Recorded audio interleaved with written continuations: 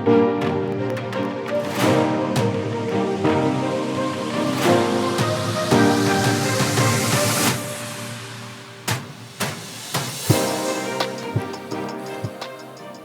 нэг тархан суусан хөдөлмөрч олон монголчуудтай ажил хөдөлмөрт нь өндрөөс өндөр амжилт, ариун цагаан хөдөлмөрөөр баян тансаг сайхан амьдрахыг шинжлэх ухаан танин мэдхүй од мөндөр сувгийн хамт олонны зүгээс хүсэн яриаж байна. Дэлхийн дугаалаа нэвтрүүлгээр төр болон хувийн хвшлийн зохистой харьцаа яг хэрхэн амжилтанд хүрч болдгийг өнөөдөр хоёр улсаар жишээ татан ярилцгаар бизнес судлаач Бат Эрдэнэ мөн хөтлөгч Зандаа миний бие бэлэн болоо та. За өдөр юм дуртай. Өдөр юм. За одоо хэдүүлээ сая өнгөрсөн 4 жил чинь Монгол малчин үндэсний хөдөлгөөн шинэ 30 жил одоо шинэ хоршоо гэдэг ч юм уу те их сайхан урайл оозонтой тим хөтөлбөрүүдийн их сонслоо шүү дээ. Тэгээ үр дүн байна вэхээр ингээд ёроолд очсон гэж болохоор энэ шиг зүйл их болд юм байна. Энэ манай нөгөө өнгөрсөн 4 жил чи юм болоогүй. Энээс доошоо ч юм дэлхийн түүхэнд байд юм байна ер нь. Төр ингээд нэг гой лоозон дэвшүүлээд байдаг. Тэгэхээр төр ер нь ингээд бүх зүйлийг мэдээд эхлэхээр л яг юунд хүргэдгийг хэдүүлж чинь өмнөд хөршийн жишээгээр яг тайлбарлах гэж оролдъё. Энэ зохистой харилцаа алдагдахаар тий. За 1958 онд Мао Зэдун их үсрэлтийн бодлого гэдэг маш сүрж нэртэй хөтөлбөр зарлажээ. Гэхдээ их үсрэлтийн бодлого хэрэгжээд 3 жилийн дараа юу болсон гэхээр 3 жилийн дотор 30 сая хүн өлбөрч өгсөн байна. Энд юу болчих вэ тий? Их үсрэлт гэсэн юм уу? Их өсөглөн гэсэн юм уу тий? Тэгэхээр Мао Зэдун улс орноо бүхэлд нь төрийн өмчийн төвлөрсөн төлөвлөгөөт эдийн засаг руу шилжүүлээд коммунизм байгуулах гэж оролцсныг бүгд мэднэ. Ингэснээр хятад юу болсон гэхээр хувийн өмч гэдэг зүйл байхгүй болж бүх үйлдвэр, бүх газар, тэрч байтал худалдаа хүртэл төрийн ингээд мэдэлд орчоо. Мянган жил худалдаа наймаа эрхэлжтэй түүгээр одоо ингээд амьдралаа залгуулж худалдаа гэж өөрөх нь хятадын нэг соёлын нэг хэсэг байтал энэ өөрөө төрийн мэдлэг болж хуурсан. За манай улс нөгөө энэ замаар бас 70 жилийн явсан болохоор энэ түүхийг одоо ялангуяа их сайн ойлгож байгаа тийм. Ойр сонсогдож байгаа тийм. За үр дүнд нь юу болсон бэ? Тариачид өөрсдийн гэсэн газаргүй. Малчид нь өөрсдийн гэсэн малгүй. Үүний оронд ардын коммун гэдэг тийм нэг хамтын аж ахуйд бүгдээр хүчээр нэгтгсэн. Ардын коммунд. Үүнийг үнэхээр хүчээр хийсэн болохоор тариачдын хувьд идэвхэн буурчиж. Энэ ч бүх юм минийх биш. Батаагийнх биш. Зүр бит хоёрых. Гэтэ бас бит хоёрых биш. Тийм. Тэ.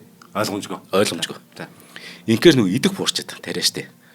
Өөр юм биш учраас ажилдаа сэтгэл гаргахаа болчихж.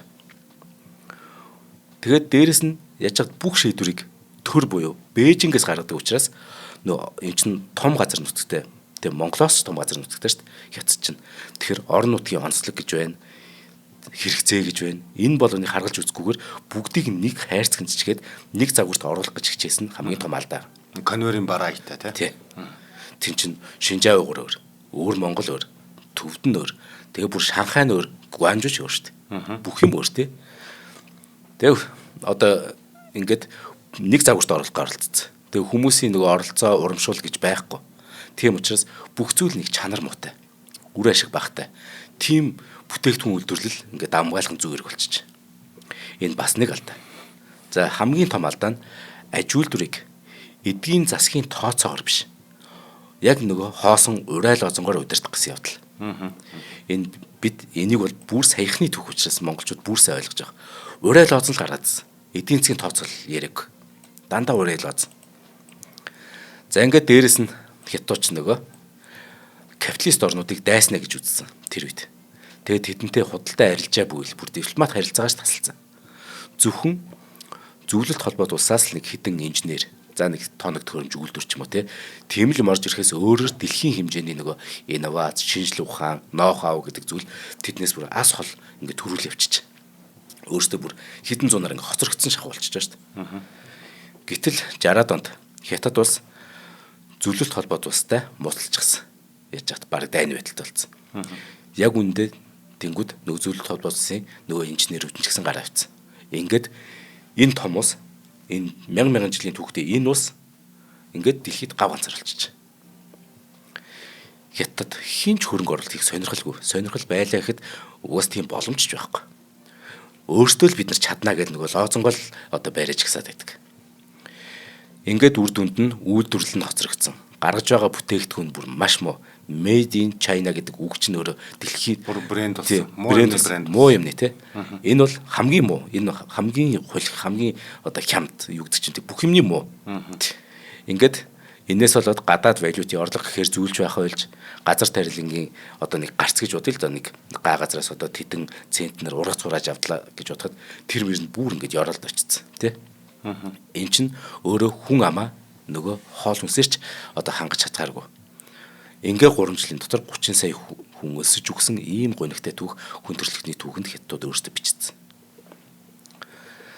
За их хүсрэлтийн бодлого гэдэг энэ сүржин үрээтэй даржин төгсгөлтэй энэ бодлогоос болж мэдээж хэрэг юу болох вэхээр улс төрд талцал үүсчих. Нүгэл итгэлцэл.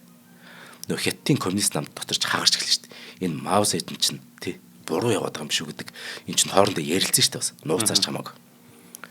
Аргагүй шүү дээ энэ чинь 30 сая ах дүүсээ тий алдчихсан байгаа хин ч гэсэн ер нь энэ чи эргэлзээ хинт ч үүсэн шүү дээ. Дуурч чадахгүй бас дотроо мэдрээд байгаа шүү дээ. Тэгээ Мао Цзэдунд эргэлзэж байгаа мэдээж. Тэгсэн Мао Цзэдун ч гэсэн энийг мэдчихэж надаа эднэр эргэлзээд байна гэд. Хариуд нь юу гэсэн гэхээр соёлын хувьсгал гэдэг зүйлийг хийчих. Улс орон даяар үү болон иргэдийг хомроглон устгаж түүхэн дурсгалд эд үлгийн зүйлсийг бүгдийг нь эвдэж нурааш тий соёл шашны дурсгалт газрууд юу гэдэг бүгдийг нь газрын өрсөн сарцсан. Цаана яагаад вэ гэхээр надад л итгэхийг үл бүгдийг л одоо байхгүй болгоно гэд. Сүүлдээ Мао Цзэдунс бусад юм ер нь хинч хэрэггүй болж хуурч. Төрд бүхэмжиг авна. Төрд бол бүгдийг авна. Харин төр гэдэг нь Мао Цзэдун. Нэрс. Хятад улсын нэг тариач айлд одоо нэг зүү утасны хайрцагт нэг хугархаа твэн байгаа гэж боддог. Тэр гэхдээ тэр айлах биш. Тэр бол Мао Цзэдун л байхгүй. Буюу төрийнх. Тэгэхээр энэ том хааны суудлаасаа хинч нөгөө зайлахыг боддгоо юм байна л да. Энэ хүний араш. Тийм учраас энэ нөгөө хүмүүс надад эргэлзээд эхлэхээр Бата надад эргэлзээд эхлэхээр би Батагийн эсрэг юу хийж болох вэ гэд соёлын хувьсгал нэрийн дор би Батаг хэлмэгдүүлэх гээд байгаа байхгүй юу. Ингээд соёлын хувьсгал гэдэг нэг гоё нэртэй юм шиг мөртлөө аимшигтай зүйлийг бүтэн 10 жил хийчих. Энэ 10 жилийн хугацаанд нэр хэдэн сая хүн одоо нас барсныг бүтэнчтэй бүүмд өөрсдөө ч тоо гаргацдаг. Хятад ингээд соёл, шинжлэх ухааны үйл ажиллагаанд бараг зогссон. Бүх номын дэлгүүрүүд хаацсан. Хэрвээ гадуур ном зарвал ганц л ном зарна. Тэр нь Маогийн эрчлэл гэдэг нэртэй ном зарна. Өөр номыг бүгдийг зарж болохгүй. Энэ дампуурл тэгээд хэд хэдэн сая хүн амиалцсан дотор манай өвөр монголчууд туслах 20 мянган гаруй хүн 20 сая 20 мянга өвөр монголчууд маань тий 20 мянган гаруй хүн бүр амирчсан байдаг. За ингээд төр бүх зүйлийг авах. Төрд нэг хүн удаан хугацаагаар ийхүү дарангуул суухын горыг өмнөд хөршийн ард түмэн хэдэн 10 жил амсжээ. Гэвч аз болоход хүн өөрөө мөнх амьдралтай биш. Ингээд 1976-нд Мао Цзэдун өөд болж. Хэдийгээр Маогийн үед хавчигтаад байсан ч гэлээ тухайд Дэн Сяопин тий Мао Цзэдуныг яг тэр өөд болоход армийн дэмжлэг Дэн Сяопин дээр гэсэн.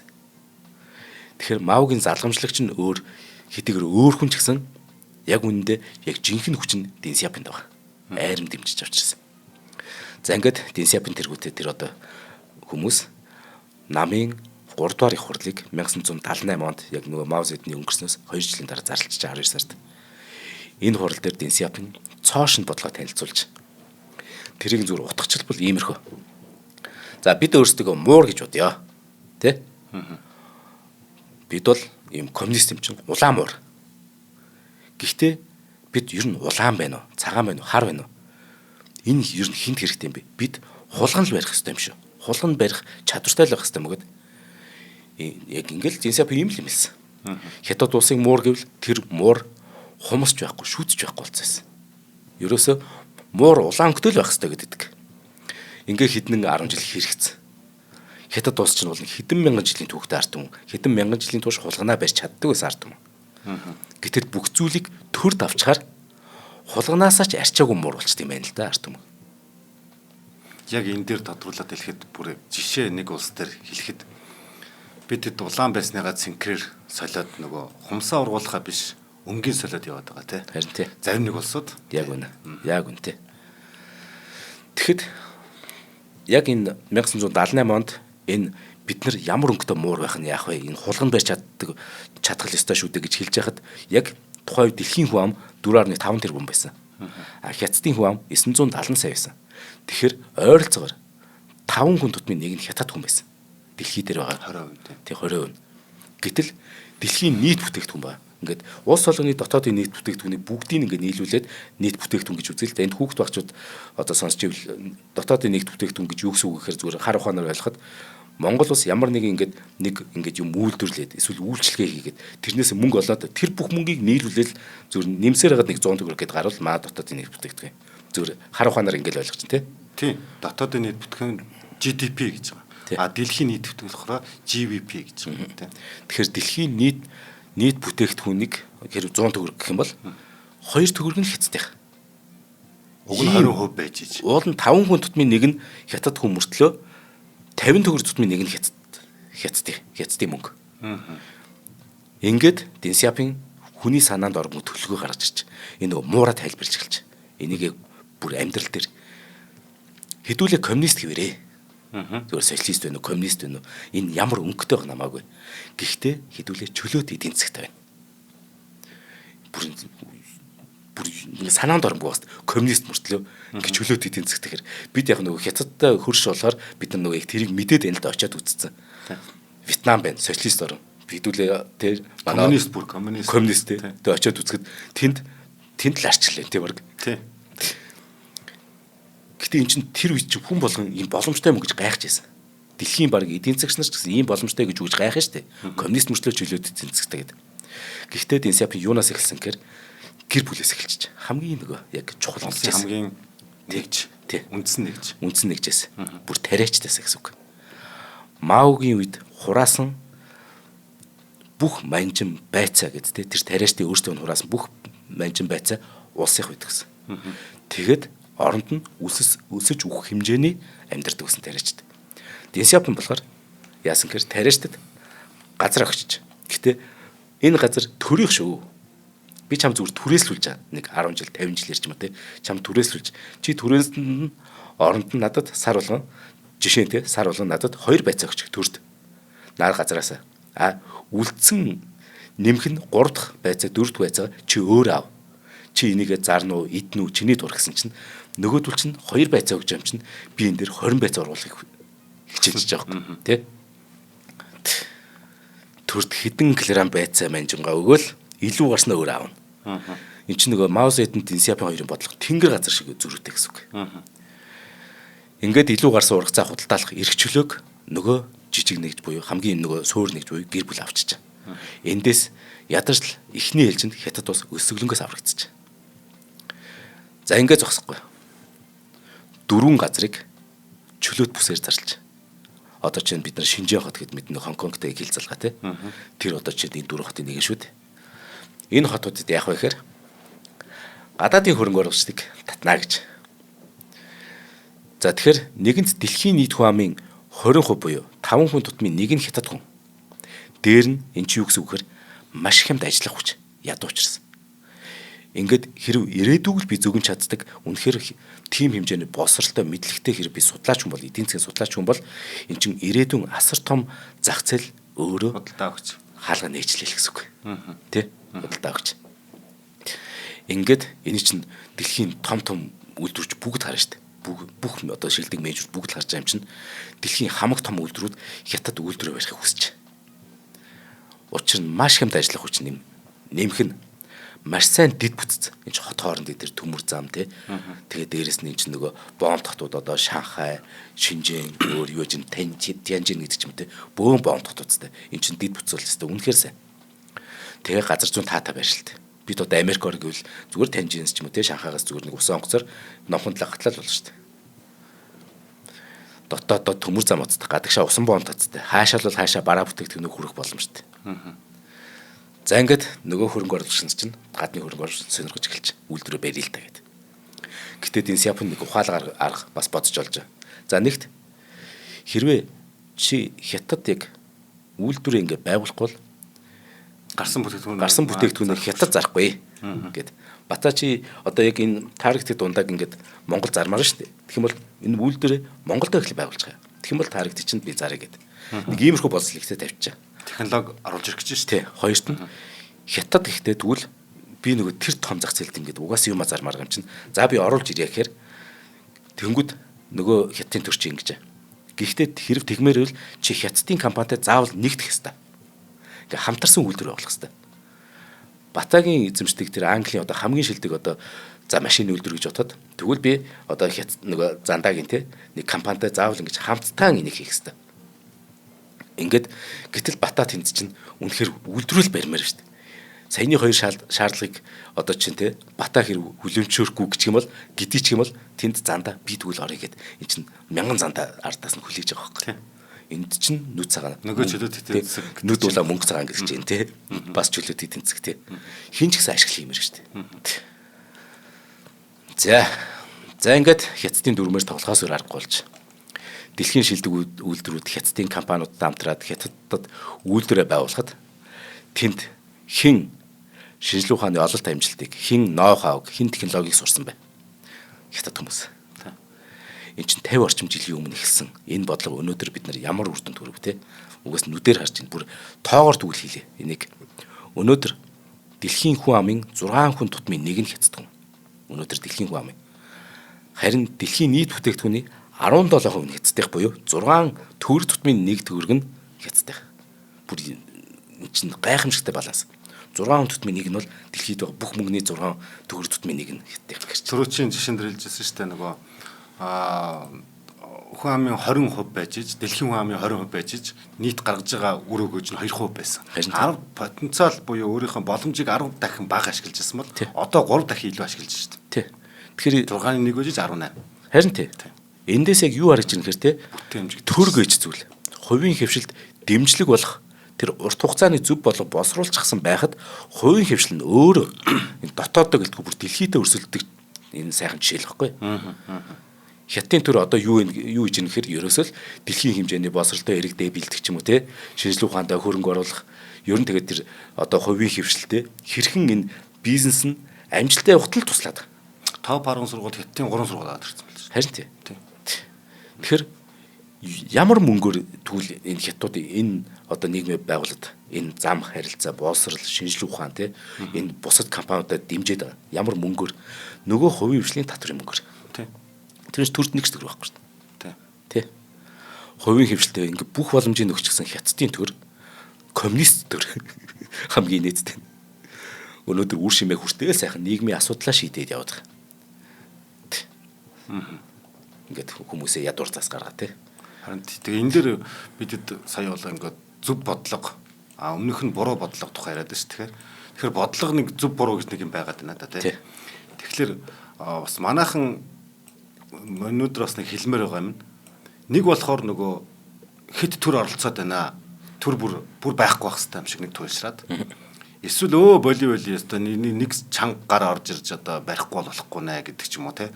Төр нэгэ зөгцвөл одоо энэ баян хоосны ялгаа хитрхээ боллоо гэд баг тэгшдгий гэд ингээд явааддаг шүү. Тэгэхээр энэ нөгөө нэг төр хаана очиж үүргэн дуусаад хувийн хвш цаг хаанаас нь эхлээд ингээ хоорондоо холилдохгүй байх зааг ялгааг бас өнөөдөр тодруулж өгье гэж бас бэлтгэж байгаа шүү дээ тийм ээ. За би хамтран ажиллаж танилцуулаад тэгээ хоёулаа үргэлжлүүлээ тийм. За тэгээ. За ингээд нөгөө улс орон хөгжөөд эхлэхээр ер нь энэ ч бас 100 жилийн түүхтэй тэр юу гэхээр үнэт цаас тийм. Үнэт цаас ингээд үнэт цаас нь ер нь одоо зах зээл гэдэг юм уу энэ бас ингээ гоё хөгжөөд эхэлдэг. Одоо чинь Монгол маань ингээд яг зөв замаар ороод төр хувийн хвшлэг гэдээ бүр яг ойлгомжтой болоод эхлэе гэж бод. Аль нэгэнд амгаалахгүй нэг нь нөгөөдөө боломж олгоно нөгөөдх нь боломжийг сайхан шүүрж аваад дэлхийн хэмжээний компани боллоо гэж бод. Тэрийг чинь од мөндөр гэж бодъё л да. За тэгвэл манай од мөндөр яах вэ? Энийг бизнесээ өргөжүүлэх гэдэг чинь. Тэгэхээр чи яг өргөжүүлэхээр бид нар чинь өнөө маргаашаа цалингээ гэж юу өргөжүүлэх тухай. Тэгэхээр биднэрт нэмэхэд мөнгө хэрэгтэй болно. Яаж вэ? Янз бүрийн арга байгааг нэг нь чинь бонд гаргах гэж болно тий. Тэгэхээр бид чинь бонд гаргачлаа гэж бодъё од мөндөр. За тэгэхээр Apex Capital гэдэг үнэт цаасны компани гэдэг байна. Тэр яадаг гэхээр Apex Capital дээр арилжаалагдж байгаа янз бүрийн бонд байгаа шүү дээ. Бондын бүтээгдэхүүнүүд байгаа. Од мөндрийнх гэд би зүгээр сая жишээл авсан болохоос. Тэгэхээр чинь зүгээр од мөндрөөр л төсөлж яг бол та бүхэн од мөндрийг сонсч учраас манайх нэг бонд гаргацсан. За бид нар нэг 5 тэрбум төгрөг хэрэгтэй байна гэдэг тий.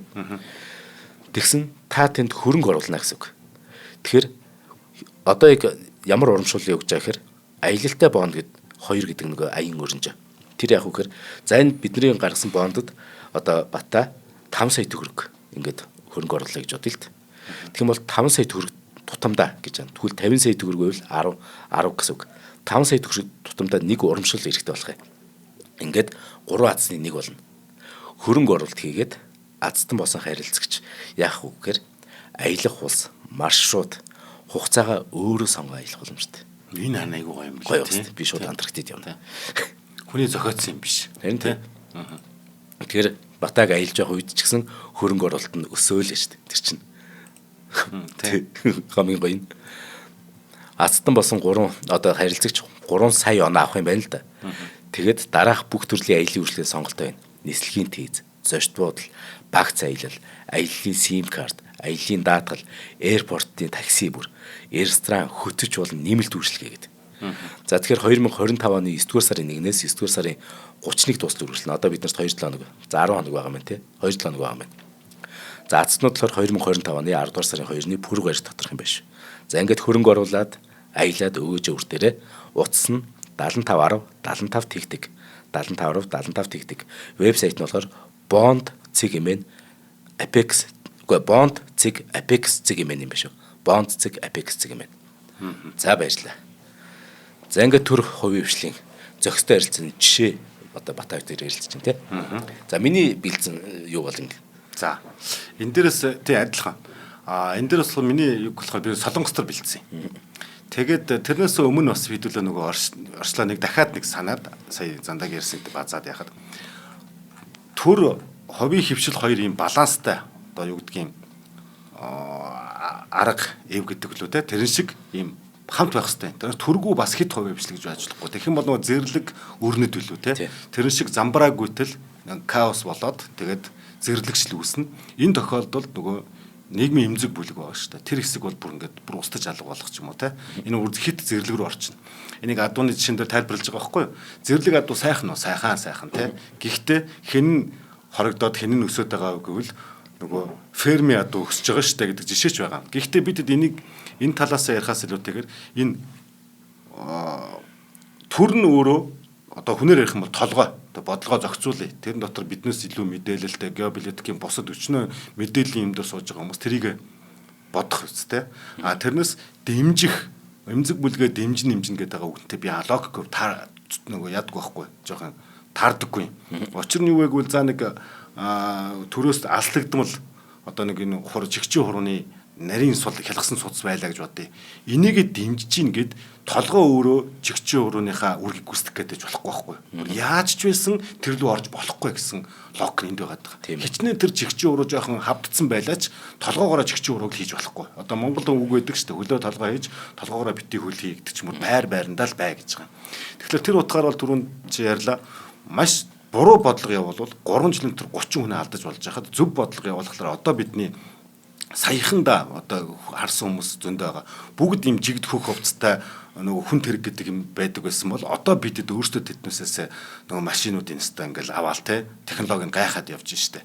Тэгэхээр энэ юу харуулж өнгө зөв бодлого бол хүнийг амьд байхад нь хүлээх шаардлагагүй, шантрах шаардлагагүй, дорхон эргүүлж бас алга уруулах хаятай болдог. Тэр нь бүр хаттын жишээн дээр тэр хідэн тэр бүм хүнийг ингэж болж хахад 3 сая хүнийг ингэж болно гэдэг л урамыг бас өгөх гээд байгаа жишээн дээр тийм ээ. За тэгэхээр нөгөө талаасаа бас төр хит байхгүй бол яах вэ гэдэг ганц хоёр жишээг бас дурдчихъя гэж бодлоо. За жишээлбэл 1920-од онд Америк нэгдсэн улсын төрийн зохицуулалт хит сул хит нөгөө гангструудаа найдаад нөгөөдөл нь одоо арх би бүх юмыг ингээд хийгээд явсан үе шүү дээ. Энэ бол их хямралыг үүсгэсэн. Одоо яг энэ хямралаар яасан бэ гэвэл яг хүн өгсөн тоо гэхэлтэйгээр нөгөө нэг 25 хүн ажилгүй болсон. Энэ бол эдийн засгийн үзүүлэлтээр юу гэж ярьж байна гэхлээрэ за хятад бол ингээд улаан цай хүмүүс өгчөж энэ эдийн засгийн утгаар бол энэ 25% хүн амынх нь 25% ажилгүй болно гэдэг чинь нөгөө төдий чинээгээр орлого байхгүй болно. Юу ч бүтээхгүй гэдэг чинь одоо бүтээмж байхгүй, юу ч гарахгүй. За тэр хүмүүс идэх л хэрэгтэй шүү дээ. Бүтээмжээс үл шалтгаалan хүн өдөртөө зайлшгүй идэх норм гэж байгаа. Бие засах хэрэгцээ гэж байгаа. Энэ байгалийн хэрэгцээг хангаж чадахгүй болохоор нөгөө хямрал руу ч яваад орчиж байгаа. За тэгээд дараад нь болохоор энэ тэнцвэр тогтолцоо бүр яах ёстой юм бэ гэхлээр ерөөсөө төр юу хийх юм гэл дөрвөл юм хийгээд байгаа. Суур нөхцөлийг л бий болгоод байгаа. Суур одоо модоор болоод алюминий модор гоо журжийн модорх нь хамаагүй. Гэхдээ тэр доотлынхын цемент лөөж болохгүй гэдгийг шийдэт байгаа байхгүй. Дэд бүтэц одоо гүүр зам байхгүй. Нөгөө тэрийг л одоо байхгүй зүйлийг л хийх ёстой. Дараагийнх нь тэр юмыг чи хийх нөгөө нэг технологийн нэг стратегийн бодлогоудаа тодорхойлох юм. Одоо бид хэд ингээд бодъё л да. Бид эдийг ингээд хувийн хвшил тэгээд хувийн хвшил уралдагдсан. Хаашаа уралдах юм? Дархан руу гарч баруун тишээ гарч уралдах уу? Хотоос зүүн тишээ гарах уу мэдэхгүй. Гэхдээ уралдаач гэд бодлого тавьчихад байгаа байхгүй. Тийм. Энд чи одоо зах зээл таарыг шийдвэрлэжлээ шүү дээ. Одоо таар уралд гэдэг байгаа байхгүй. Уралдаан ийшээ зүг Дакар нь одоо Парис Дакараар уулын ийшээг үү гэдгийг мэдэхгүй бол хүн яаж уралдах вэ? Ямар ч сайн машинтай байгаа ч уралдахгүй байхгүй. Хичнээн сайн жолооч байгаад төрөөл явна. Одоо яг ийм л төрөлтөн болоод байгаа байхгүй. Тэрийг баруун тишээ гэж явчаад биднээс яг өөрхөн дээр ингээл аюу гой нэгдүгээр гараанд явжсэн чинь боллоо зүүн тишээ гүчүүд биднээс нэгдүгээр байсан байранд байсан хүн чинь чигээ өөрчлөөр хамгийн сүлд орчдөг юм байгаа зү. Үгүй ерөөсө бизнесүүд яг ингэж баллаад байгаа. Тэгэхээр энэ нөгөө чиглэлүүдээ бодлогоо зөв тодорхойлоод тэрэнд тууштай байгаа ч. Гэхдээ тууштай байна гэдэг нөгөө буруу юм руу тууштай байгаа гэж болохгүй шүү дээ. 50 60 жилийн төлөвлөгөө гэж гардаггүй гинэ. 5 жилээр яагаад төлөвлөдөг вэ гэвэл тэр чинь уг нь бол Оросын анхны 5 жилийн төлөвлөгөөг аваад одоо ч миний ярих гэдэг байгаа Солонгосын жишээн дээр энийг тавьсан баг. За тэгвэл яаж өгдсөн ингээд яг бүр ингээд гарсан амжилтуудтай дурдаад явчих. 1960 он Солонгос яг энийг бас л анхны төлөвлөгөөг зарласан. Тэгээ 60 онд бол яасан гэхээр Солонгос одоо зөндөө түүхтэй гардаг. Солонгосын одоогийн энэ айхтар том гигант баячууд өөрсдөө өгчүүд ярьдаг штэ. Дээврийнхаа сүрлийг ингээд чанж иддэг байсан үе гэд тэ. Тим үе байсан. Тэгээ тэрийг яасан гэхээр 62 онд Солонгосын засгийн газар анхны 5 жилийн төлөвлөгөөгөө гаргажээ. Тэгээ түрүүний 5 жил гэхэд болохоор ягаад 3 биш юм? Ягаад 6 биш юм гэдэг асуухлаар энэ 5 жилийн бүр шинжилгээний үндэстэй аливаа нэг зүйл бүтэхгүй нь яг ингээд гараа дуустдаг жил юм байна л да. А 4 дахь жил дээр амжаагүй жид юм байна. Тэгээ би энийг одоо нөгөө манай парламентын 4 жилиг хүртэл бас бодоолгаа. Нөгөө өмнөх засгийн газрын гаргасан шийдвэр нь амжаагүй жид тэр хараа наа чин үр дүн байхгүй гоц гэдэг дараагийн засгийн газар хөрвүүлэх хугацаач юм шиг зүгээр тий магадгүй. Гэтэ яг онлоор бол 5 жил дотор аливаа нэг зүйлийн үр дүн гаргаж үзэх хугацаа юм байна л да. Буруу бол дараагийнхаа засах боломжтой. Тэгэхээр 5 жилээр нэгдүгээрх нь 62-аас 66 онд суур бүтээн байгуулалтын жилээ. Ягаад гэвэл энэ үед нөгөө даймаа хамаагийн болцсон бүр ингээл юу ч байхгүй болцсон учраас ядад дор хайд нэг зам харгуутай болёо. Зам харгуутай болох аж үйлдвэрийн энэ ихний сэргэлтийг авах жил гэж байгаа. За энэ үед болохоор ингээ зам харгуу барих боллоо. За бодлого эхлээ гарлаа шүү дээ. Зам харгуу барих болсон чинь за замыг чи яах юм бетон нөгөө ган хэрэгтэй болно. Өө гангийн үйлдвэр хэрэгтэй юм биш үү? Ингээд хин нэгэн ухаантай боддгоо хэрэгцээ шаардлага нь угаасаа бий болгодог. Энд Солонгосын Поско гэж гангийн үйлдвэр анх шинээр үе хаалгаа нэх тодорхой болчихж байгаа байхгүй. Энэ хүүхд төрхөнд тодорхой болчихно гэсэн. Тийм ээ тий. Дараагийнх нь одоо ингээ гангийн үйлдвэртэй болчихлоо шүү дээ. Тэгэнгүүт 67-аас 71-р он хүнд үйлдвэрээс экспорт руу. За одоо нэг ган дотроо үйлдвэрлээд эхэлчлээ. Одоо дотооддоо л хэдүүлээ нэг гэртээ нэг хэдий гой ингээ цэцэг тариад гэртээ нэг хитэн помидор ургууллаа гэд яах юм. Биднес тэрийг гэрэг бүл болгондоо төмсөө гэрдэг тарьдаг байх хэвээр юу. Биднес юу н одоо дэлгүүрээс төмсөө авч иддэггүй гэвэл чинь гадаад худалдаа хэрэгтэй болчихж байгаа байхгүй юу. Дуртай дургу хажуудлынхаа хөрш айлын тарсынаас авч идэх хэрэгтэй байгааз энэ утгаараа экспорт гэдэг юм руу шиглүүлж байгаа. Экспортын нэг сайн давуу талыг хэлчих. Манайхын энийг бүр сонсоод аваасаа гэж байгаа. Экспортод нөгөө түрүүний яриад байгаа дотоодын 10% надад өгчүүл чигийн ингээ идэггүй юм байна л да. Одоо хин уртлын нэг хятад хүнтэй эсвэл хойдлын Оросын хятад хүн тэр хүн муу сайн байх хамаагүй шүү. Нөгөө хүнтэй хоёлаа гадаад худалдааны гэрээ хийлээ. Тэр хүн хизээч өөрийнхөө ашигаас 10% комслаад Монголын дарагт 10% авах өгдөг юм байна л да. Үгүй танаа зандаа байна уу, батаа байна уу хамаагүй Монголоос мал авах гэж байна. Танаа малны анхны гарал үүсэл ийм стандартыг хангах ёстой. Тэдээр л авна. Шудраг тэр дотор өгчнийхээ малыг аваад чи хятадтай шатчаачаа гэж ямар ч яриа байх үндэсгүй юм байна л да. Тийм бод бидний чинь хятадын үйлдвэрт нийлүүлчихье гэд нөгөөтг нь ч ярих хэрэг байхгүй. Инглээр экспорт юу шудраг гэрэ гэж байгаа байхгүй. А дотоодынх чинь асуудал гараад эхэлнэ. Шахаад эхлэе гэх. Тэгэхээр энийг экспортод дэмжсэн юмыг монголчууд явуулаасаа гэдэг байгаа. Энийг хэлж байгаа. Дараагийн 3 дугаар төлөвлөгөө. Одоо ингээд экспорт хийх гэсэн чинь нөгөө зах зээлч яг саяны хэлж штэ. Одоо энэ төмрийг чинь жоохон ийм болгож ш л аавна. Зүгээр танаа махан төмрийг чинь авахгүй. За одоо нөгөөтг чинь боловсруулах химийн үйлдвэр эхэлж байгаа. Одоо химийн үйлдвэр байхгүй бол тий чи хин нөгөө гоё юмд оруулах юм эрзэн рүү чи гадуур жоох эрзэн бүрхөвчтэй юмнаар ингээд нөгөө захиалах шаардчихж байгаа байхгүй. Бидүүс өмнө тийм эрзэн бүрхөвч хийж үзээгүй. Одоо тэр 72 оны солонгос төсөөлөлтөө арай ч юм уу дэлбэрсэн юм агаад нэг хэдэн махан төмөр хийдэг болцсон тий. Тэгээ хайлуулдаг болцсон. Явж исэн чинь гинт эрзэнтэй авъя, будагтай авъя гэчингүүд. Одоо нөгөө будаг химийн үйлдвэрүүд хөгжих өөрөө ярихгүй болж байгаа. За энэний үр дүнд юу байсан гэхээр цэргийн үйлдвэрлэл байсан бол иргэний үйлдвэрлэлөө шилжээд Heavy and Chemical Industry Drive гэдэг бодлогоор ган хажуудаа нефт химийн үйлдвэртэй болж эхэлж байгаа.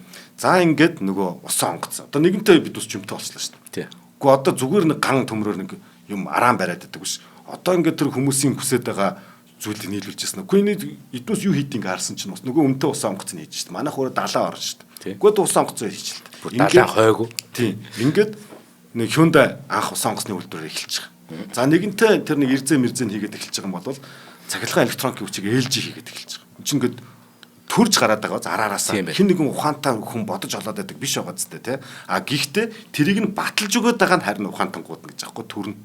Тийм ээ. Би бүр юм дээр нөгөө зан зар өндөр гэгэний тухайн нэвтрүүлэг дээр тэгсэн. Ингээд үндэс суурь нэрсэг. Одоо ингээд шарын шний хөрс суурь сайхан бэлтгэгдлээ. Энд одоо нэгэн гигантэн угаасаа төрөх хэвтэй. Тийм. Тэр гигантэн нэг төрүүлэх хөрс нь бий болчих юм бол өөр аяанда төрөөд байгаа. Хааштай бүгд дээр нөгөө шарын шинтэй болсон юм чи одоо тэнд чинь нэг богд төрөх хэвтэй байхгүй. Тийм. За дараад нь 77 оноос 81 оны хооронд бол 4-р төлгөө. Одоо нөгөөдөл чинь ганцхан эрдэн бас хийгээд байхгүй юм чи айгүй олон төрлөөр хийж болох юм биш үү? Нэгэнтээ машинтай болчлаа ч юм уу те. Им механик цагтай болчлаа шүү дээ. Одоо технологи хөгжүүлэхгүй болохгүй нэ. За ингээд технологийн жил гэж зарлчихж байгаа. За технологи хөгжүүлэх гээд хүмүүс гар уралшиг юм хийгээд байгаа жил гэдэг нь одоо дараагийн 5 жилээ технологийн 5 жил юм уу? 5 жил. Дөрөвдүгээр 5 жил нь технологи ба инновац. Эргээ сануулхад бол эхлээд болохоор нөгөө нэг суур бүтээн байгуулалт байсан. Хоёр дахь нь хүнд үйлдвэр байсан. Гурав дахь нь химийн үйлдвэрлэлөө шилжсэн. Дөрөв дахь нь болохоор одоо химийн үйлдвэр чинь технологиг зайлшгүй шаардаад эхэлж байгаа байхгүй. За одоо 16-аас 20 дахь жил юм байна тий. Тэгэхээр түрүүний яриад байгаа нөгөө технологи чинь тэр нөхцөл суурь чинь өөрөө бий тулгаад дуудаад байгаа байхгүй. Технологигүй бол явахгүй нэ гэдэг. За ингээд технологи инновац хөгжөөд ирэнгүүт одоо нөгөө Samsung-ийн компаниуд ч өөр аяандаад гигантэн төрлөө гэдэг чинь төрөөд байгаа байхгүй. Тийм. Манайхыг болохоор Samsung нөгөө нэг хүчээр ингээд төрн мөнгө хийж байгаа. Яг хөө хэлбэрт нөгөө Samsung руугаа хамгийн сайн явж байгаа хөгдтэй гэдэг шиг л хамгийн сайн бизнес рүүгээ мөнгө оруулна гэдэг шиг л явсан л байхгүй. За тэгээ 82-аас 86 он 5 дугаар төлөвлөгөө болохоор одоо нөгөө Samsung гараад ирэнгүүт нөгөөдүүл чинь борлуулалтыг яах юм? Тухайн улс нь өөрөө худалдаа авахаас илүүтэйгээр дэлхийд гаргамаар шүү дээ. За ингээд анхны нөгөө S хэдэн мэд чи гарч эхэлж байгаа байхгүй. S чи 2000 онд гарсан шүү. S загвар. Ингээд гараад эхлэнгүүт одоо нэг олон улсын харилцаа инээдрээ болсон чинь хүү хоёулаа нэг их мөнгөтэй болсон шүү дээ. Их мөнгийг төсөөлж үзээгүй хүмүүс хүүшэн банк санхүүгийн бодлогоо жоохон зэгцлэхгүй болоо ч утга алдлаа шүү гэдэг. Ингээд банк санхүүгийн бодлого өөрөө ихгүй зэгцрэхээс болж эхэлж байгаа. Дараад нь одоо энэ банк санхүүтэй болчлоо, өндөр технологитой болчлоо. Гэхдээ бусадтай нэг л айлын хэмжээнд харьцаад байгаа байхгүй. Одоо гадаад харилцаа гэдэг юм а, дипломат гэдэг юмыг маш сайн хөгжүүлэхгүй бол одоо нөгөөд чинь санаатаа самсаргүй гадна дотны нөлөөнд орж эхэлж байгаа байхгүй. Ингээд эндээс юу хэлэх гээд байна гэвэл ингээд нөгөө төрөлжөөд идэг юм а, нөгөө ингээд өөр ирэхгүй бодлого гэдэг чинь хин нэг ухаантан нэгдүгürt төрүүлдэггүй. Хоёрдугаарт нөгөө хүлээцтэй нэг жил дотор нэг юм хийх гээл яг оролдож яхад нь за одоо ашиг аваад иргээ саагаад байдаг биш тийм ээ.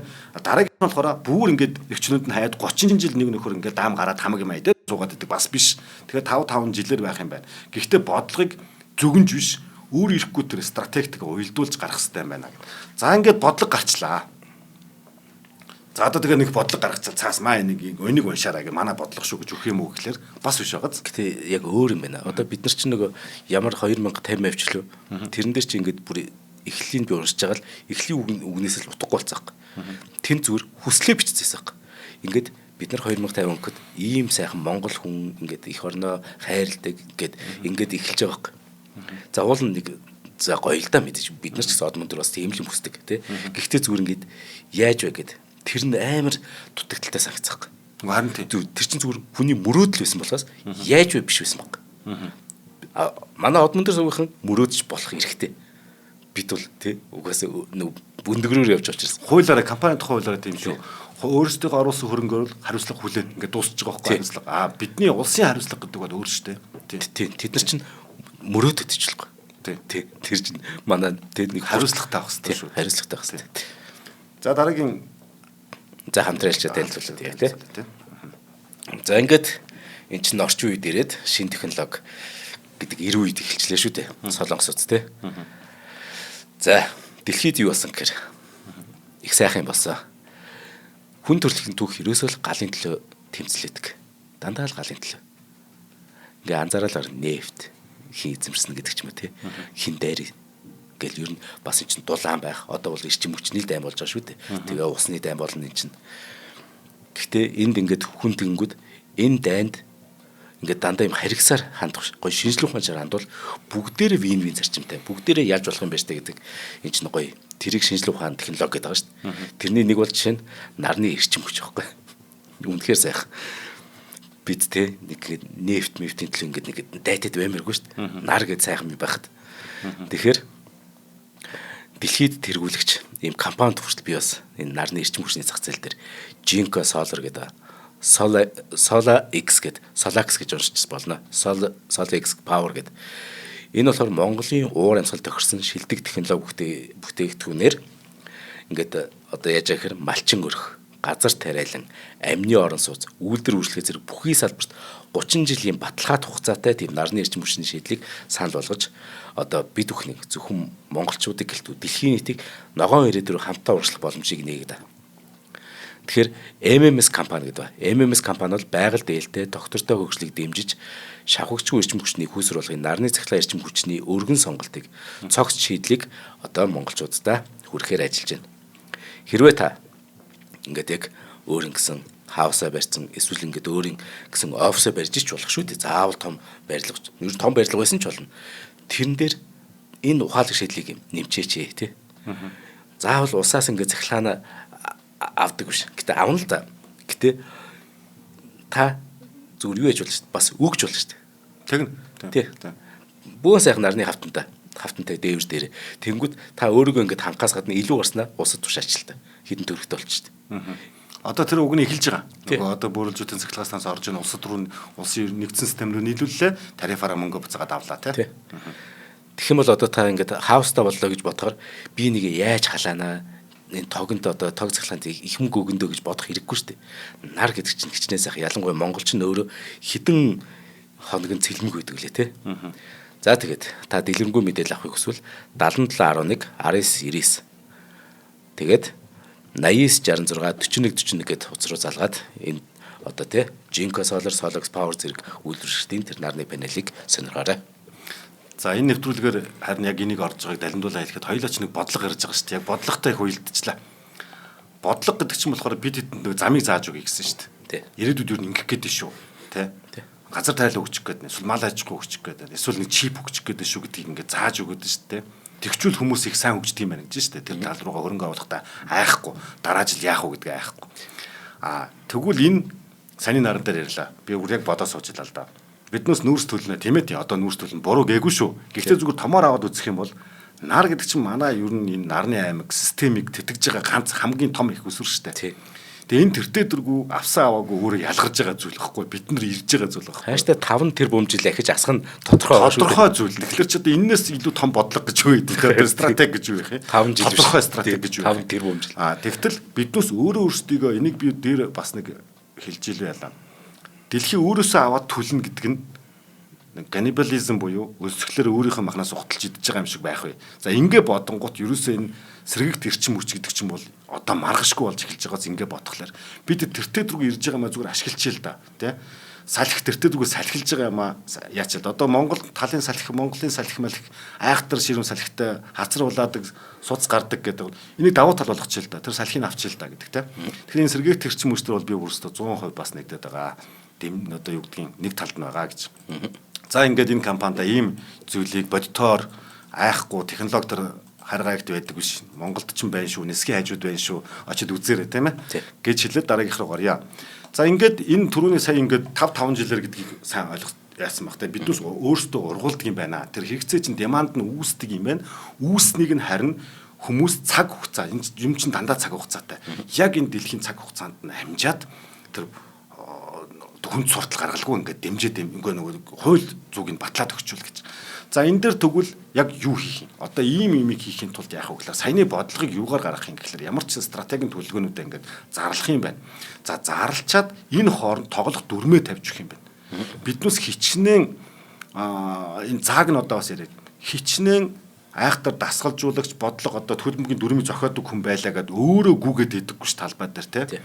Эсвэл нөгөө талаасаа хичнээн сайн тоглогч байлаа гэд өөрөө өөрийгөө шүүгээд идэггүй байхгүй. Тэгэхээр энэ хоёр чинь хоёр өөр зүйл юм а. Тоглогчд нь хөлбөмбөгийн дүрмийг тогтоогоод явж байгаа тэр шүүх нь шудраг байх хэвээр тэгээ өөрөө тоглоод байхсгүй те. Аль нэг талд нь орохгүйгээр ингээд дүрмээ зохиод өгчих. Тэр дүрм дотор харин тоглож байгаа хүмүүс ёстой хурд хүчээрээ уралдах нь ерөөсөө л энэ ялгаа нь байгаа. Тэгэхгүй энэ хоёрыг хооронд холжиж болохгүй. Зарим тохиолдолд хит итгэхлээрээ нөгөө алдартай одоо популяр тоглогчд нь Роналдо жишээлбэл за энэ удаад Роналдо юм чинь би зүгээр энэ дүрмийг алгасчээ гэж бас болохгүй байхгүй юу. Тэгэхээр яг энийг баланстай ярмаар байгаа. Манайхад заримдаа болохоор хит нөгөө тал руугаа туйлшраад зарим нэг компани хит шүтэх гээд байдаг те зөв буруу ч юм шиг. За тэр захирал нь бүр улс төрчөөр орчвол бүр хойлоо замбарыг алдагдуулаад байдаг шүү дээ. Тийм бүр заримдаа бүр яг эсрэгээр бүр юм болж шүү дээ. За одоо Бата Занда хоёрыг энэ одоо ундаан дээр өрсөлдөө гэдтэй өрсөлд гэж тавьчаад бид хоёр өрсөлдөөд бүр Монголын байтугай дэлхийч гарах хэмжээний сайхан мөнгөтэй болсон байтал төр нь өөрөө ийм боломж олгочоод дараа нь төр нь өөрөө хувийн хөвчлээ бүр төр өөрөө оролцсон муулцсан явж идэг тийм атаархсан тийм бүр ингээд тийм бүр өөрөө ингээд PR баг хөсөж мөсөлцсөн тийм нөгөө хувийн хөвчлээ доош нээсэн жаах шиг. Одоо таны хөлбөмбөг дээр жишээ авъя л да. Роналдо аяга од болоод байсан чинь энэ дүрмийг хөлбөмбөг гэдэг чинь би зохиосон юм а. Ерөөсөө надаас илүү нэр нь хүндтэй болчлаа. Ерөөсөө хөлбөмбөгийг ерөөсөө арчижээ гэж болохгүй байхгүй тийм. Роналдог үцээдад яах вэ тэр чинь харин ч магтууштай баярламаар юм шүү. Миний дүрмээр хин нэгэн од болж юу сайн юм биш үү тийм гэж уул нь бодмоор байгаамаа. За тэгээд дөрөвчийн төлөвлөгөөн дээр яхад одоо энэ дээр ингэж байгаа.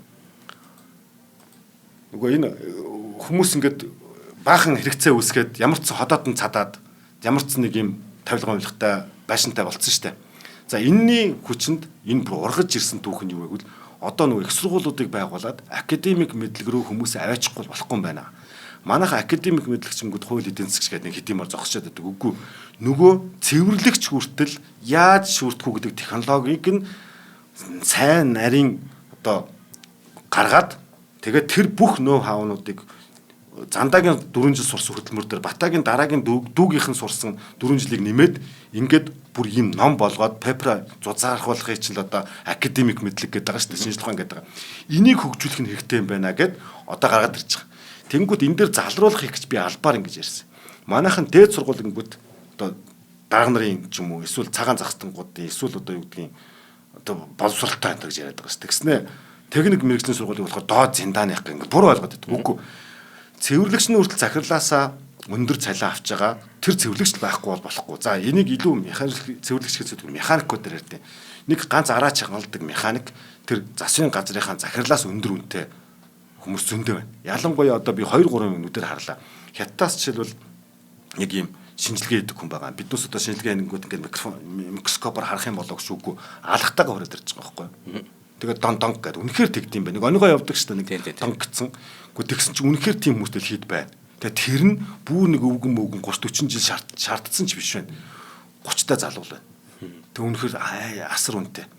Тим кейсийг би бүр саяхан харчаад явж байгаа. Тэгэхээр энэ юг харуулад нэгвэл одоо нэг хүмүүсээ яг тэр мэрэгжил тутамд нь бүр үнэтэй хүн болгож үнцийн нэмээд байгаа байхгүй. Түрүү чи юун дээр ярьж байна. Бид төс нөгөө Apex Capital дээр ярьлаа шүү дээ. Бид хэд үнэт цаасан дээр хэвлдэг, үнэт цаас гаргалаа гэдэг. Гэхдээ нэг логик хараа. Үнэгүй компани хинт чирэггүй маргааш дампуурчхан ч бүүмэд компани үнэт цаас, үнэгүй юмны үнэт цаас гэж юу байх вэ ер нь те логер ботхоор. Тэгэхээр бидүүсийн энэ хувийн нөгөө юуны зах зээл хөгжихгүй байгаа нь бас тийм компаниуд маань үнэтэй болж чадахгүй шүү дээ. Тэ? Итгэлгүй байгаад шүү дээ. Ягаад гэвэл тэр компани муудаа биш байхгүй. Биднес тэр компани уралдах зайн баруун зүгтүү, зүүн зүгтүү 300 м дураг гүөх гээд байгаа юм уу? Ойрын зай хурдны гүйлтэнд явах гээд байгаа юу гэдгээ хинч тодорхойлоогүй. Нөгөө хүн өнөөдөр хамаг мөнгөөрөө зээл аваад бошгон шиг уралдах юм уу? Эсвэл нэг жил бүрд нэг төби тавьсаар байгаад насны эцэст нэг ганц амбартаа үлдэхгүй гэдэг ямар тоглоомын дүрмээр тоглоод байгаагаа мэдэхгүй яваад байгаа байхгүй. Тэгэхээр энийг тэр Денсяпын бол хийж штэ.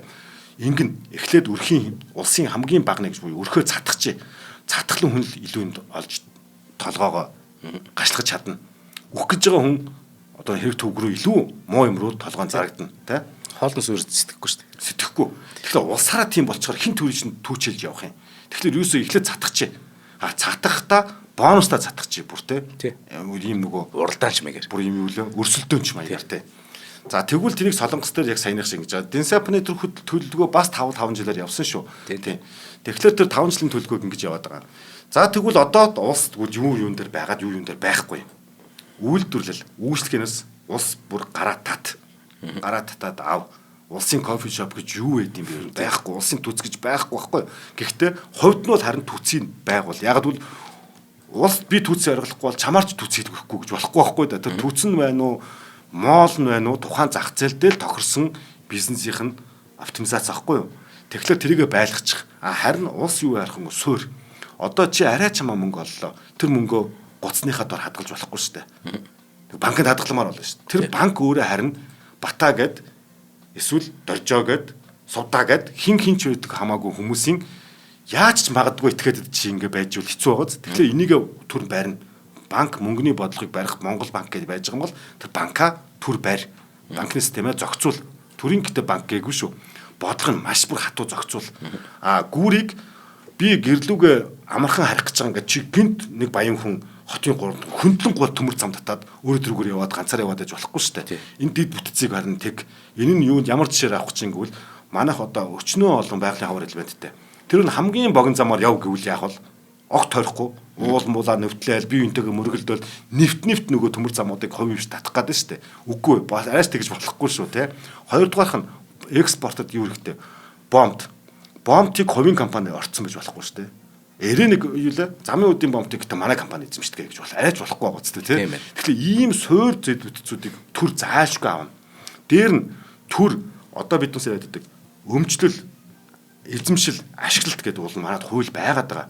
Өмчл яадаг вэ гэхээр би Вьетнамд бүр жишээтэй хятад ингээд үзсэн чинь өмч бол газар бол ямар тохиолдолд улсын өмч байна. Одоо манайх бас дахиад лоцнод бол мэдээд байгаа. Гэтэ хүмүүс нь сайн ойлгохгүй бизнесийн моделийг лоцн гэдэг байгаа байхгүй. Тэгэхээр тайлбарлахгүй шүү дээ. Эсвэл буруу ойлголоод байна талбаар. Тэгэхээр манайхан ярьдаг чинь нэг одоо ингээд яг төртөн хэрэгтэй уус ч хөгжил таарна. Тэгээ тухайн үед нэг уулан дээрээс юм 100 жилийн дараа хотын төвд очсон байж магадгүй байхгүй. Тэгээ зайлуулах гингүүд энэ миний өмч гэдэг байгаа байхгүй. Тэгээ зайлж өгдөг. Уг нь бол энийг чинь айгу дүрмээр тоглоомын дүрмээр айгу ойлгомжтой. Та энэ газрыг байшингаа манай Монгол улсын хуулинд байсан үйл хөдлөхөн 40 жил илэгдэн гэсэн бол 40 жил дотор наадах ашигла дотроо унтаж болно, дотроо юм тарж болно, хашаа дотроо юугаа тарж болно. 40 жилийн дараа наад байшин чинь угаас дуусчихж байгаа юм чинь илэгдээд дуусчихж байгаа юм чинь юу ч байхгүй гэсэн үг. Юу ч байхгүй юм бол энэ буцаад би буцаж хурааж авна шүү гэдэг логик байхгүй. Эзэмшиж байгаа хүн нэгэнтээ хугацаатай эзэмшүүлчихлээ шүү дээ. Энэ газрыг чамд 2 жилээр эзэмшүүлчихлээ. 3 дахь жилд чинийх биш. Чи тэрийг авах гэж өстой ахуулаа өгнө үү? Эсвэл дүрм журмаар нь зүгээр сайхан хөөцөлтөд 14 гар өсөх цуглаад төрийн байгууллаар явсан байна уу? Хичээл зүт гаргасныхаа үр шимийг хүртмээр шүү дээ. За бушуухан шиг жил дараалаад юмаа тарьдаг юм байгаа юм зү. Тэгэхгүй чамд ингээд хаан шиг өгчихлэр үгүй одоо нэг өөрөө чадахгүй бол хүүхдтэй үлдээ да гэдэг ийм бодлогоо ямар ч чамааг итгэжүүлэхгүй чи яарахгүй болчихж байгаа юм. Тэгэхээр төр энийг авч үлдээ гэж. За авч үлдчихлээ. Дараагийн асуудал. Одоо яг яаж? Одоо бодитор чамд яг туслах юм. Дэмжих юм. Дэмжлэг гэхэлэр бас жоохон буруу ойлголт байгаа шүү. Санхүүжилт буцааж тэгвэл төлөхгүй. Буцааж эрэг төлөх нөхцөлгүйгээр төр энэ дэд бүтцээ өөрөө босгоно. Тэг гүүрээ, тэг замаа, туулгал дээр зогсож байгаа гүрч одоо хин өмчлөд байж ах юм те. Тэр концессментсгээ хэлбэрийн ганц хоёр гоё бизнес аргууд байгаа. Гэхдээ нийт логикны өгвөл төр би чам мөнгөө өгөөд захиалаад хэлгэсэн юм чинь энэ төр юм ч байхгүй. Тэр гүүрийг хин нэг өдөр дураараа дурна хүнтэй хэрэлдэнгүүтээ бизнес нь муу хаачихгүй гэсэн үг. Ингээд дараа нь зээл дараагийн алхам зээл рүү орж ирнэ. Бүр ядууд нь тусламж өгсөн байна шүү дээ. Гарааны дээр нь. Дараагийн зээл одоо зээлийг яах вэ гэхээр хөнгөлтөө нөхцөлд орно. Нөгөө 5 жил дээр ялангуяа нөгөө R&D гэдэг байгаа research and development хэсэгтэр болохоор тэднээс яах юм? Юу ч судлаад гарах магадлал нь 50% шүү дээ. Буруу юм судалсан байж магадгүй, зөв юм судалсан байж магадгүй. Гэхдээ гараас нь яг ундаа гарахгүй, зарахгүй. Тэгэхээр тэр хүмүүст яах вэ гэхээр буцааж төлөх нөхцөлтэй хөнгөлтөө зээл. За 5 жил судалчих. Тэгээд 6 дахь жилээс натур авна. Гингүүт хоёлоо яах вэ? 5 жил судалгаа хийх нь шүү дээ. Зээл аваад судалгаа хийн. Үнэхээр бүтэхгүй ч болно нэг зам нь. Буруу юм судалсан байж болно ашиггүй. Битээр шатахгүй байхгүй юу? Зөрөгтэй судалгаа хийж байгааз. Тийм ээ. Дараагийнх нь болохоор харин хөнгөлөгдөчөөл ингээд мөнхийн юм байгаад байхгүй ашигтай байла. Дахиад 6 цагтлын татвараас авна. Ингээл ерөөсө бодлон тодорхой байгаа зү. Дараагийнх нь татврын хөнгөлөлт. Хоёлоо одоо юу ч хийгээд бас яач магадгүй байхгүй. R&D гэдэг чинь юу ч дэлхийд хоёлоо хиймэл хүн цохиож магадгүй, юу ч магадгүй. Гэхдээ тэрд нь төр бас итгэх нь дагаад хаашаа юм те. Тэгэхээр ерөөсөө тэр болтлоо дахиад 5 жилээр ч юм уу эхний 3 жилээр нь татварчлуулчихна. За ингэж явсаар тэр дундаас ч ургаад нэг нь сайн нэг нь муу гэдэг ингээд зах зээлийн хуулиар хүчтэй хүчгүйгээ гадарна. Энэ хүчтэй хүмүүсээ онцгой зүйл дээр квотор гэдэг одоо манай тусгай зөвшөөрлөхгүй. Ингээд энэ 3 дээдлийн санхүүжилтээр өөртөө гүүр барай баталсан жишээлбэл тэг Hyundai компани дараад нь зээлээ аваад хугацаанд нь төлчихсөн дараа нь өөртөө гүүрий чинь ингэж төмрөө дүүжгэнэлдэг юм байна ингэчдийм байна гэдэг шинэ инновац гаргачихсан R&D-гаараа ийм компаниудад нөгөө дараагийн том бүтээн байгуулалт хар хорон хотоо барих эрхийг өгдөг байхгүй энд нь Samsung Hyundai LG багтаж явсан тэр тэгэхээр одоо манайх ч бол яадаг гэхээр шинэ хар хорон хот гингүүд гинт нэг цүнхний компани гадардаг шүү дээ цааш компани гардаг нөгөө 3 даваагүй нөхдөд гадардаг байхгүй пат гэдэг энийг бүгдийг даваад улс орноор алга ташсан хүмүүс хинч Samsung та одоо барьцахгүй байхгүй. Тийм биз? Тэгээ Samsung юм хол явж байгаа түүчээгээ яаж сурах уу гэж хувьцааг нь эзэмшиж тайлангийг авч үзэх хэрэгтэй болно. Тэгэхээр Samsung-ы хувьцааг зүгээр ашиг олох гэж олдог биш байгааз хувьцааг нь эзэмшиж тайлан байлангаа харна. Нөгөөдөл нь тайлангаа тайлгын хувьцаа эзэмшигчтэй. Энэ тайлан дотор чинь нөгөө жижигхэн ирээдүйн би Samsung-ыг зохих гэж байгаа нөхөр чинь Samsung-аас бүх үлгэрчийгээ сурж ийн гэсэн үг байна. Санхүүгийн, тайлагналын те. Тэгэхээр энэ бүгд чи ийм уялдаа холбоотой явдаг байх нэ, тийм ээ. Хариуцлагын системийг цаг дуусгах чинь нэмээд хэлэхэд хариуцлагын системийг нөгөө KPI гэдэг шүү дээ. Key Performance Indicator гэдэг байгаа. Манайх нөгөө үнэлгээний систем л гэж яриад байгаа. Уг нь бол юу чухал гэдэг индикаторууд энд асч ийн гэсэн үг байхгүй юу? Миний тэр гэрэл жоохон унтарч ин гэхдээ зүгээр те. Энэ гэрэл асч ийн сайн. Өдөр гэрэл асах нь дэмий гэдгээ мэдчихин гэсэн үг. Мөнхийн гэрэл асааж байгаа сайн гэсэн үг биш те. Тэгэхээр тэр утгаараа нөгөө индикатор тавьчихна. Хэрэг үгүй бол нөгөө татваруудыг нөхөн төлөвлөнө.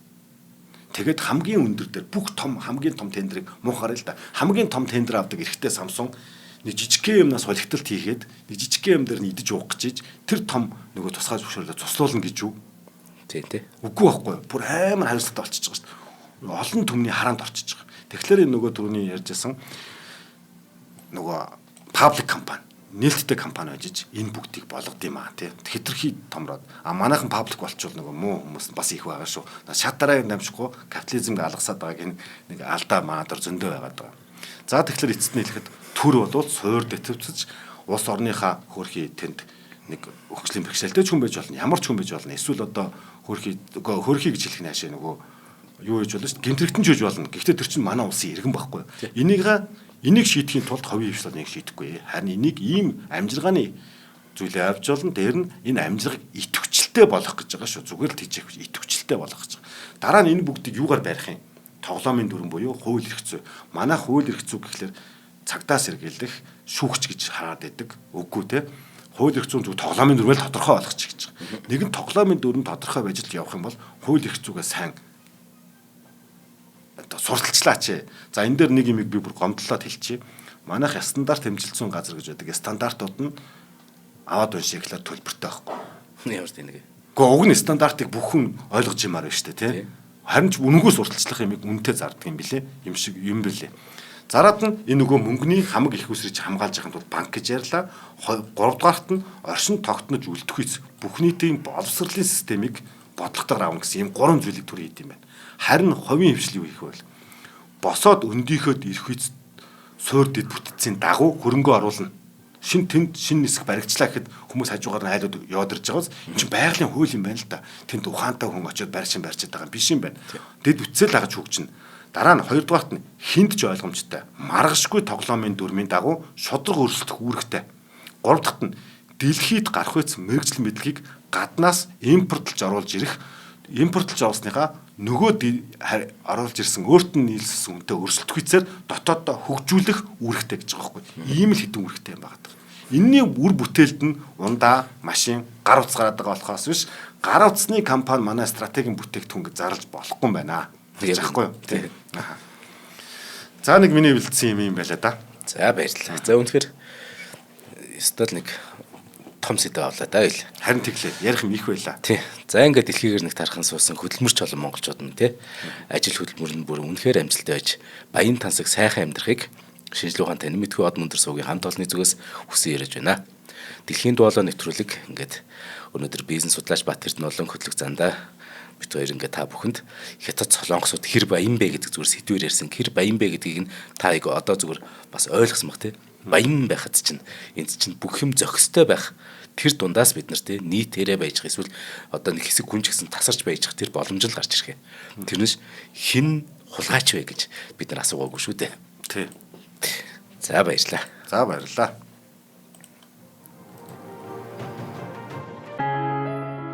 Нэвтрүүлгийг хүлээн авсан Нарны аймгийн монголчуудаа баярлалаа. Одмондөр сувг нь энэ мэдчлэн таны мэдхүйн мянган нэвтрүүлгийг 2026 оны 7 сарын 1 хүртэл та бүхэндээ хүргэх юм. Их хэлээрээ шинжлэх ухаан танин мэдхүйг түгээхийн үлсэд нэгтгэх хүсвэл та бидэнд хандив өгөх боломжтой. Жилдээ ганцхан удаа 100,000 төгрөгөөр биднийг дэмжснээр шинжлэх ухаан танин мэдхүйг түгээх энэ үйл хэрэг амжилттай үргэлжлэх юм. Одмондөр нэр дээрх Худалдаа өвчлийн банкны дансгаа 4191 Тэг 4 518. Та 100,000 төгрөгөөр шилжүүлэхдээ гүйлгээний утга дээр нь өөрийн нэр болон утасны дугаараа заавал бичээрэй. 100,000 төгрөг хандалснаар Одмондөр сувгийн алтан гишүүн болох юм а. Шинжлэх ухаан танин мэдхгүй Монголд ялах болтугай.